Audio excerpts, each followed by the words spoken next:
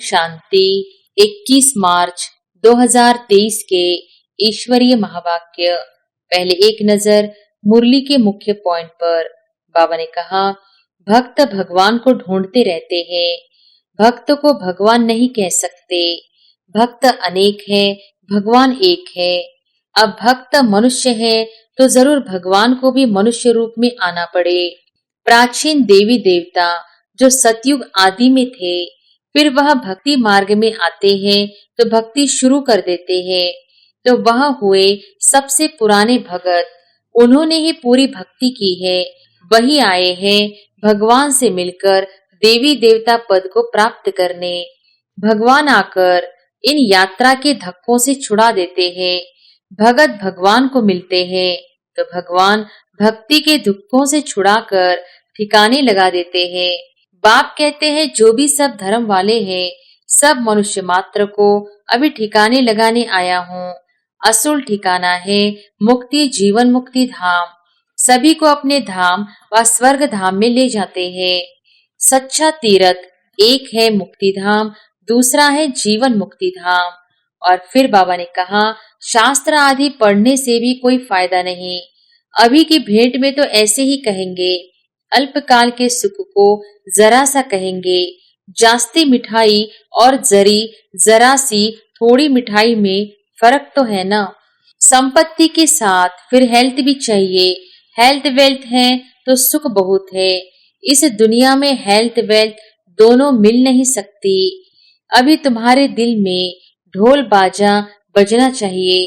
Most बिलीवेड बाप आए हुए हैं, कहते हैं मैं तुम्हारा मोस्ट बिलीवेड बाप हूँ। 63 जन्म तुमने याद किया है, जरूर बिलीवेड है तब तो याद करते हैं ना। और फिर लास्ट में बाबा ने कहा, माया बिल्कुल ही 100% नॉनसेंस बुद्धि बना देती है। यह भी ड्रामा का खेल है। तो अब मोस्ट बिलीवेड बाप कहते हैं, मुझे पूरा याद करो तो तुम्हारे पूरे विकर्म विनाश हो। जो अच्छे ज्ञान की धारणा करने वाले हैं, उन्हों को नशा चढ़ता है। ज्ञान की धारणा नहीं तो सूरत भला मनुष्य की है, परंतु सीरत बंदर की है। पहले पहले निराकार की महिमा करनी चाहिए। वह मनुष्य सृष्टि का बीज रूप है, ज्ञान का सागर, सुख का सागर है। उनकी मत पर हम चलते हैं, वह हमारा बाप है। और अब सुनते हैं महावाक्यों को विस्तार से। मुरली का सार। मीठे बच्चे, भगवान आया है सभी भक्तों को भक्ति का फल, मुक्ति, जीवन मुक्ति का ठिकाना देने। तुम भक्त से अभी वारिस बच्चे बने हो। प्रश्न है, तुम बच्चे किस स्मृति में रहो तो दिल में खुशी के ढोल बाजे बजते रहेंगे? उत्तर है, सदा स्मृति रहे कि मोस्ट बिलीवेड बाबा आया है हमें विश्व का मालिक, शाहों का शाह बनाने। हम अभी सूर्यवंशी राजा रानी बन रहे हैं। बाबा हमें 21 जन्मों के लिए एवर हेल्दी वेल्दी बना रहे हैं। हमारे सतयुगी राज्य में सब चीजें फर्स्ट क्लास होंगी। तत्व भी सत्व प्रधान होंगे। आत्मा और शरीर दोनों गुलगुल फूल समान होंगे। इसी स्मृति से दिल में खुशी के ढोल बाजे बजते रहेंगे। ओम शांति। बच्चे जानते हैं कि बाप परम धाम में रहने वाला है। वह बाप खुद बच्चों को कहते हैं, अब तुम भक्त नहीं हो, अभी तो तुम भगवान के बच्चे हो। भक्त भगवान को ढूंढते रहते हैं, भक्त को भगवान नहीं कह सकते। भक्त अनेक है, भगवान एक है। अब भक्त मनुष्य है तो जरूर भगवान को भी मनुष्य रूप में आना पड़े। गाया जाता है, भगवान घर बैठे आते हैं। किसके घर? मनुष्यों के घर। भगवान को जरूर मनुष्य रूप धारण करना पड़े। निराकार परम पिता परमात्मा एक है, भक्त अनेक है।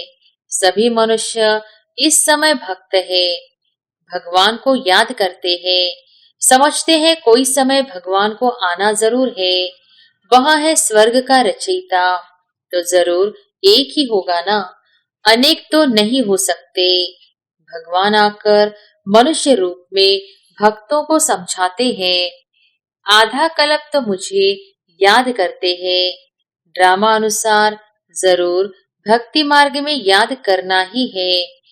फिर मैं भगवान मनुष्य का रूप धारण कर भक्तों के पास आता हूँ। भक्त भी मनुष्य है, तो हमको मिलना भी मनुष्यों से ही है।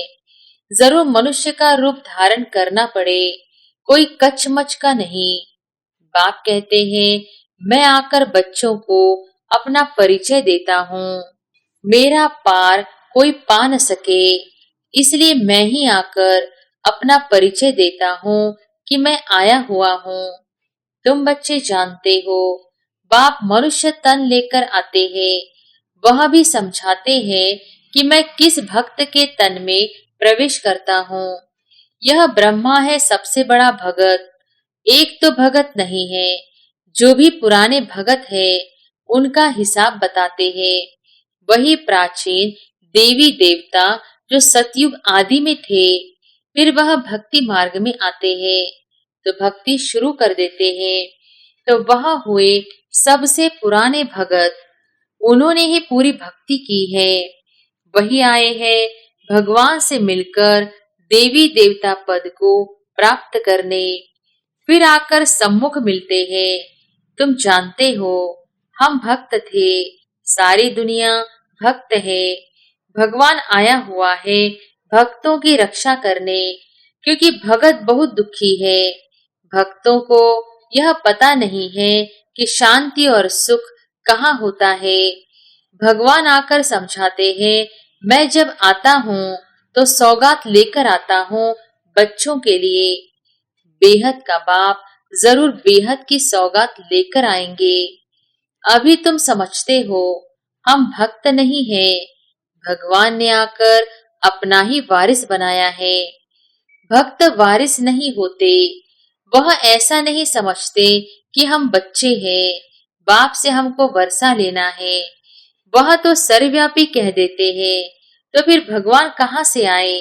अब तुमको वर्षा जरूर चाहिए, इसलिए मुझे याद करते हो। वर्षा भी फर्स्ट क्लास चाहिए, सेकंड थर्ड क्लास नहीं। सभी भक्त भगवान को याद करते हैं कि जाकर उनसे मिले, परंतु जानते नहीं कि कैसे उनके पास जाए। तो भगवान को आना पड़ता है, पढ़ाते भी है। तुम जानते हो, भगवान आया हुआ है सबको भक्ति का फल देने अथवा सबको सुखी करने। भगवान को अभी ही आना होता है, वह है रूहानी पंडा। वास्तव में मनुष्यों का सच्चा सच्चा तीर्थ है मुक्ति और जीवन मुक्ति धाम। स्वर्ग में रहने वाले देवताओं के जड़ चित्र यहाँ है। उन जड़ चित्रों पास जाते हैं यात्रा करने, वहां हो जाती है जिस्मानी यात्रा। दिलवाड़ा मंदिर में व जगत अम्बा के पास यात्रा करने जाते हैं, वह है भक्ति। भगवान आकर इन यात्रा के धक्कों से छुड़ा देते हैं। भगत भगवान को मिलते हैं तो भगवान भक्ति के दुखों से छुड़ाकर ठिकाने लगा देते हैं। बाप कहते हैं, जो भी सब धर्म वाले हैं, सब मनुष्य मात्र को अभी ठिकाने लगाने आया हूँ। असूल ठिकाना है मुक्ति जीवन मुक्ति धाम। सभी को अपने धाम व स्वर्ग धाम में ले जाते हैं। तुम बच्चों की बुद्धि में है, बाबा परमधाम से आया हुआ है। आत्मा ही चाहती है कि हम भगवान के पास जाएं। याद कौन करते हैं? आत्मा याद करती है इन ऑर्गन्स द्वारा। बाप कहते हैं, अब तुमको देही अभिमानी बनना है। तुम्हारी बुद्धि में ज्ञान टपकता रहता है। बरोबर ड्रामा अनुसार बाबा आया हुआ है, बच्चों को रावण के दुख से छुड़ाकर अपने साथ ले जाएंगे। गाइड बनकर आए हैं। तुमको रूहानी तीर्थों पर जहाँ जाना है वहां से फिर लौटकर नहीं आना है। यहाँ तो है अल्पकाल के लिए जिस्मानी तीर्थ, यह जड़ तीर्थ बंद हो जाते हैं। फिर तुम सभी तीर्थों पर जाते हो। सच्चा तीर्थ एक है मुक्ति धाम, दूसरा है जीवन मुक्ति धाम। उन सभी तीर्थों पर जाने लिए भी भगत जिस्मानी तीर्थ करते रहते हैं। बरोबर जिस्मानी तीर्थ जन्म जन्मांतर करने बाद फिर उनसे छूटकर हम रूहानी तीर्थों पर चले जाएंगे। फिर यहाँ मृत्युलोक में आना ही नहीं है। मुक्ति धाम में जाकर बैठेंगे, आना जाना बंद हो जाएगा। फिर स्वर्ग में जाएंगे तो वहाँ आना जाना होता रहेगा। स्वर्गवासी बन जाएंगे। तुम जानते हो कि बाबा हमको स्वर्गवासी बना रहे हैं। हम तैयारी करते हैं स्वर्ग में जाने की। दुनिया में तो किसको पता ही नहीं है, बिल्कुल बुद्धू है। शास्त्र आदि पढ़ने से भी कोई फायदा नहीं। अभी की भेंट में तो ऐसे ही कहेंगे, अल्पकाल के सुख को जरा सा कहेंगे। जास्ती मिठाई और जरा सी थोड़ी मिठाई में फर्क तो है ना। अभी तुम समझते हो, हम तो सूर्यवंशी राजा रानी बनते हैं। वह आशा रखते हैं बहुत धनवान बने। संपत्ति तो जरूर चाहिए, तब तो सुख होगा। संपत्ति के साथ फिर हेल्थ भी चाहिए। हेल्थ वेल्थ है तो सुख बहुत है। इस दुनिया में हेल्थ वेल्थ दोनों मिल नहीं सकती। एक जन्म के लिए एक मनुष्य के पास यह नहीं हो सकती। वहां तो तुम सब 21 जन्मों के लिए हेल्दी वेल्दी रहते हो। वहां तो अनादि आदि हर चीज की बहुत सस्ताई होगी। पैसे की तो दरकार ही नहीं होगी। पैसे बदले अशर्फियां देते होंगे और चीज फर्स्ट क्लास होगी। तत्व भी सतोप्रधान बन जाते तो उनसे माल भी बहुत अच्छे बनते होंगे। खाने आदि में कितना मजा होगा। अभी तुम्हारे दिल में ढोल बाजा बजना चाहिए। मोस्ट बिलवेड बाप आए हुए हैं। कहते हैं मैं तुम्हारा मोस्ट बिलवेड बाप हूँ। 63 जन्म तुमने याद किया है। जरूर बिलवेड है तब तो याद करते हैं ना। मनुष्यों को तो कुछ भी पता नहीं। बाबा हमको शाहों का शाह, स्वर्ग का मालिक, विश्व का मालिक बनाते। देवी देवताएं विश्व के मालिक है ना, परंतु उन पर भी झूठे कलंक छोटेपन से ही लगा दिए हैं। कितनी झूठी बातें लगा दी है। माया बिल्कुल ही 100% नॉनसेंस बुद्धि बना देती है। यह भी ड्रामा का खेल है। तो अब मोस्ट बिलवेड बाप कहते हैं मुझे पूरा याद करो तो तुम्हारे पूरे विकर्म विनाश हो। गुलगुल फूल बनो। आत्मा गुलगुल होगी तो शरीर भी ऐसा अच्छा मिलेगा। त्वमेव माताश्च पिता, यह किसकी महिमा है। कुत्ते बिल्ली सब में ईश्वर है तो क्या उनको कहेंगे मात पिता। मनुष्यों की बुद्धि क्या बन पड़ी है। भक्का कितना दिखाते हैं। इसको कहा जाता है माया का पॉम्प। रावण के राज्य में मनुष्यों को नशा कितना है, जानते कुछ भी नहीं। तुम्हारे में भी जो अच्छे ज्ञान की धारणा करने वाले हैं, उन्हों को नशा चढ़ता है। ज्ञान की धारणा नहीं तो सूरत भला मनुष्य की है, परंतु सीरत बंदर की है। तुम बच्चे अब समझते हो।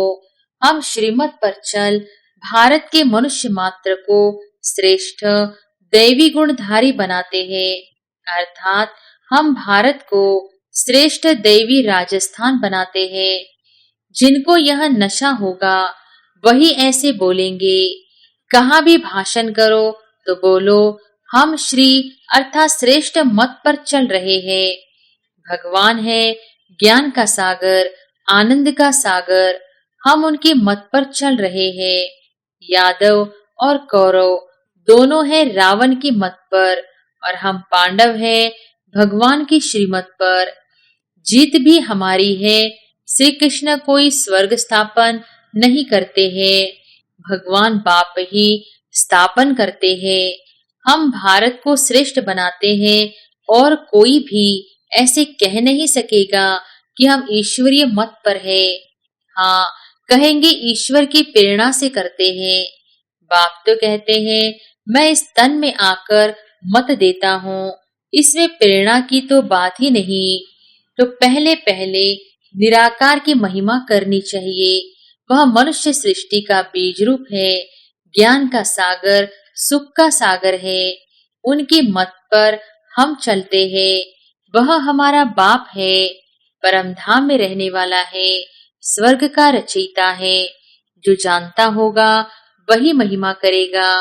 सारे सृष्टि को पावन बनाने वाला तो एक ही होना चाहिए, अनेक थोड़े ही होने चाहिए। तो सिवाय हमारे बाकी सब है रावण की मत पर। हम श्रीमत से भारत को फिर से दैवी राजस्थान बना रहे हैं। यह अनेक धर्म सभी विनाश होने हैं। हम जो बीके हैं, हम सभी ने यह प्रैक्टिकल अनुभव किया हुआ है। हम प्रजापिता ब्रह्मा के बच्चे हैं। हो तुम भी, परंतु हम प्रैक्टिकल में अब है, फिर भक्ति मार्ग में गाया जाएगा। परमपिता परमात्मा ने ब्रह्मा द्वारा मनुष्य सृष्टि रची। वह समझते हैं शायद फट से देवता बन गए, परंतु नहीं। ब्रह्मा द्वारा पहले ब्राह्मण रचे, फिर वर्णों में ले आना चाहिए। कहानियां सुनाने और ड्रामा आदि से कोई फायदा नहीं। एकदम बाप की शिक्षा बतानी चाहिए। बाप हमको क्या कहते हैं? हे मीठे बच्चे, हे आत्माएं, सारी सभा में कहना चाहिए, हम श्रीमत पर चल रहे हैं देवता बनने के लिए।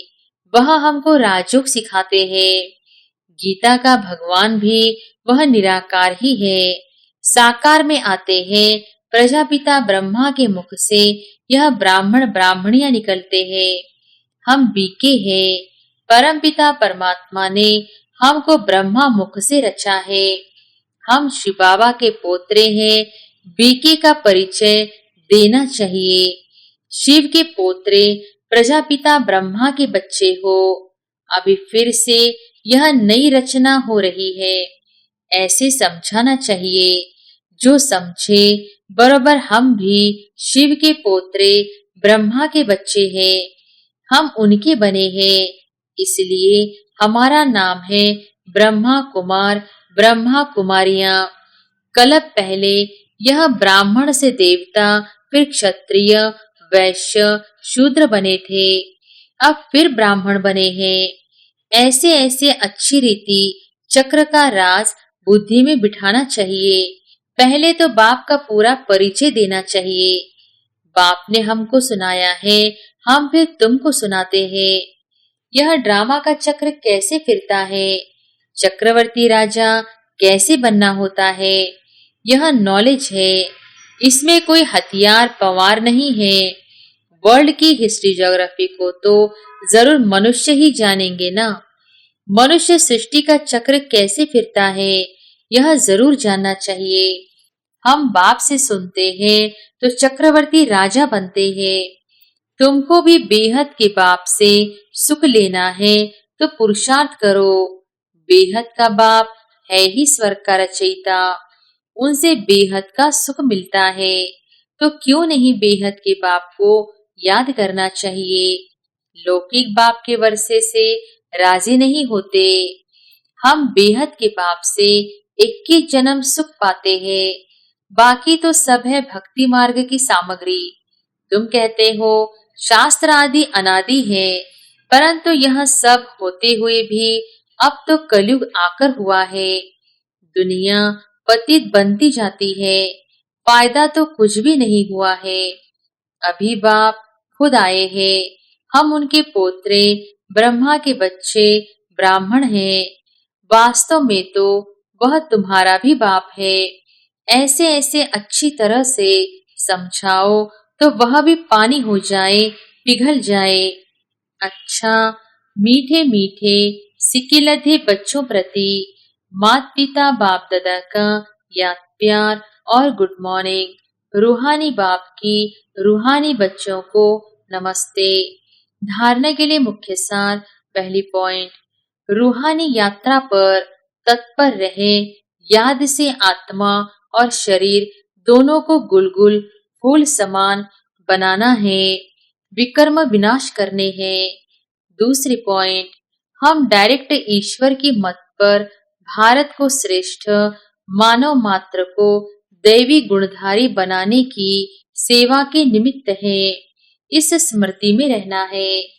वरदान है, सूर्यमुखी पुष्प के समान ज्ञान सूर्य के प्रकाश से चमकने वाले सदा सम्मुख और समीप भव।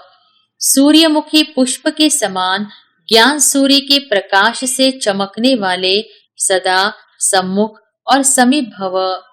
जैसे सूर्यमुखी पुष्प सदा सूर्य की सकाश से घिरा हुआ रहता है, उसका मुख सूर्य की तरफ होता है, पंखुड़ियां सूर्य की किरणों के समान सर्किल में होती है। ऐसे जो बच्चे सदा ज्ञान सूर्य के समीप और सम्मुख रहते हैं, कभी दूर नहीं होते, वे सूर्यमुखी पुष्प के समान ज्ञान सूर्य के प्रकाश से स्वयं भी चमकते और दूसरों को भी चमकाते हैं। स्लोगन है, सदा हिम्मतवान बनो और सर्व को हिम्मत दिलाओ तो परमात्मा मदद मिलती रहेगी। सदा हिम्मतवान बनो और सर्व को हिम्मत दिलाओ तो परमात्मा मदद मिलती रहेगी। अच्छा, ओम शांति।